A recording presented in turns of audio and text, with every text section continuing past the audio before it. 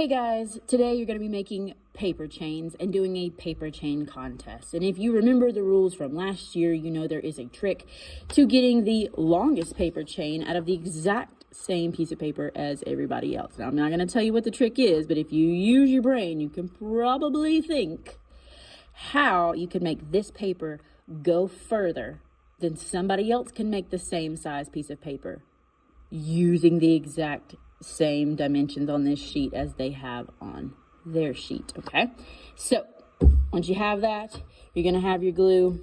You guys know I am very particular about my glue, and doesn't look like somebody rolled the cap down on this one, which is not good. When you have your glue, you don't really need to roll it up any more than this, because a lot of times it gets mushy on the sides and it will, you see this, that's what makes that cap stick to it, is that old glue that gets mushed down, as well as if you roll it up way too high. So that one's about dried up anyways, but we're gonna finish using it. You wanna cut your paper into some strips. Okay, I'm still not going to tell you the trick. And again, this might not be the right size. I'm just showing you an example of how to make a paper chain. And who knows? All right, so first what you want to do, you just want to get a little bit of glue on one side of your length of paper. And then you want to fold it like that and hold for at least 5 seconds. So 5, 4, 3, 2, 1. You can re-glue it if it pops up, but if you just stick it there and think it's going to stick, it's probably not. So you do need to hold it for a few seconds first.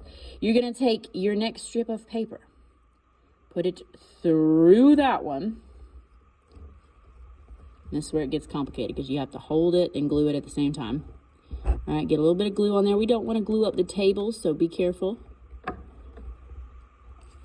All right, you're going to fold it over on itself. 1, 2, 3, 4, 5. Okay, when you guys get a bunch of these made, you need to roll down your cap when you're finished. Put it away, obviously. Then, now I know this isn't very much, but just pretend it's a long string. You can, as you're working or when you get done, place your chain in the floor and stretch it very gently. Okay, and each one of these tile bricks is 1 foot by 1 foot. So you can tell exactly how long your paper chain is without having to get out a ruler, because each time you complete a length that goes all the way across, that is 1 foot. All right, I think the longest I've had in recent years was 14. I think one group got to, one kid got to 15 feet. So 15 of these tiles long. We're gonna see if you can have the longest paper chain in the class or if you can beat 15 feet. We will see.